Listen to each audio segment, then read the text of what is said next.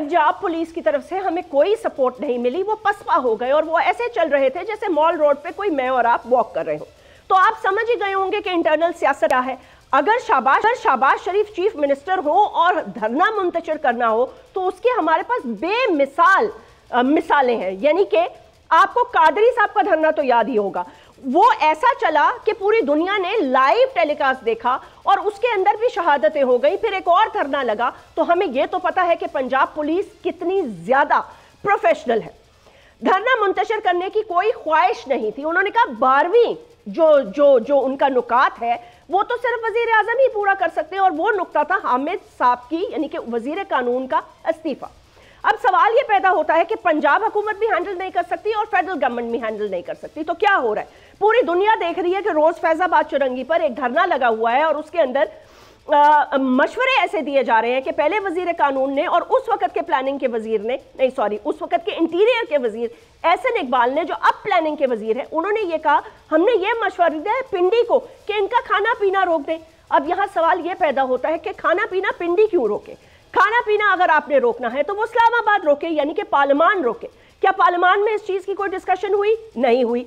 अब वजीर कानून जो है उस वक्त के वो आ गए टीएलपी की गुलेल की जद में, और उनकी तरफ उनकी जो 12वीं शर्त थी उसके लिए उनको फैसिलिटेट किया गया कि आप जाएं इस्लामाबाद और वहां जाके या तो आप अफवाज पाकिस्तान से गारंटी मांगे या फिर आप वजीर आजम पाकिस्तान से गारंटी मांगे।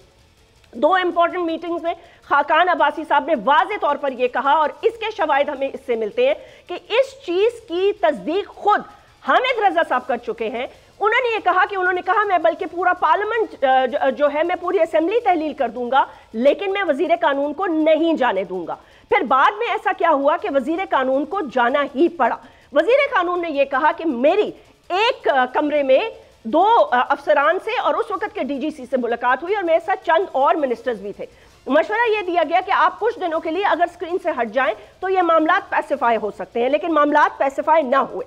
अब सवाल यह पैदा होता है कि कमीशन की रिपोर्ट के आने के बाद पीएमएलएन को आखिर मसला क्या है? उनको मसला यह है कि वो ये कह रहे हैं कि इस धरने के फैसिलिटेटर्स तो ना कमीशन की जद में आए, ना कमीशन के सामने पेश हुए, और वो तो सारी प्लानिंग जो है वहां से पीएमएलएन की बाकायदा ट्रेन और नवाज शरीफ की को सियासत से माइनस करने की थी।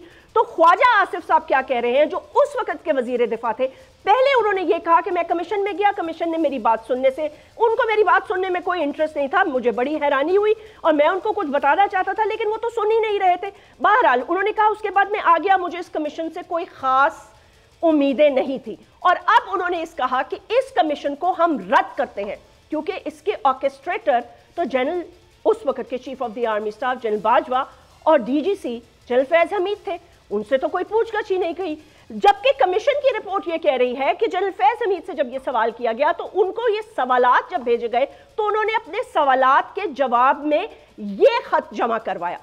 सवालात ये थे कि एक मिलिट्री ऑफिसर होने की वजह से क्या आपको इजाजत है कि आप ऐसे डॉक्यूमेंट में साइन कर सकें, और क्या आपको वजीर आजम की तरफ से ओके था, क्या ये कोड ऑफ कंडक्ट की खिलाफ वर्जी नहीं है? तो उन्होंने सिर्फ ये जवाब दिया कि मैं उस वक्त के chief of the army staff और DGISI के लिए काम कर रहा था, मेरा काम उस वक्त पुरखुलूस तरीके से धरने को मुंतशिर करना था, और मुझे हुकूमत की तरफ से और पंजाब की तरफ से ये एक इंडिकेशन दी गई कि क्योंकि आप DGC हैं तो आपका काम है इस धरने को हटाया जाए।